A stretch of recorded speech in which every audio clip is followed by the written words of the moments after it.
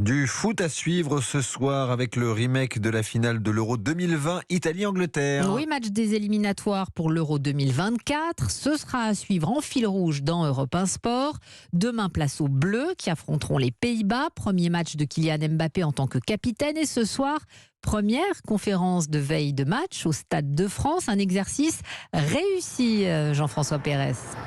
Ouais, c'est le moins qu'on puisse dire. Il y avait de l'attente, bien sûr. Il y avait plusieurs dizaines de journalistes, une noria de caméras. Et Kylian Mbappé a réussi ce qu'on appelle aujourd'hui une masterclass. Il a répondu à toutes les questions de façon extrêmement claire, même les plus délicates. Quand Europe 1, notamment, lui a demandé comment cela s'était passé avec Antoine Griezmann. Vous savez qu'il y avait un petit match entre les deux pour le brassard de capitaine de l'équipe de France.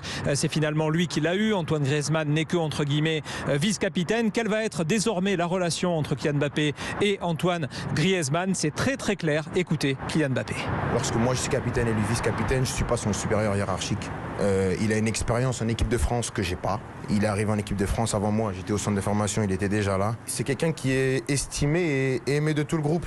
Et bien sûr qu'on va être lui et moi main dans la main pour essayer de faire régner cette équipe de France au niveau européen et au niveau mondial.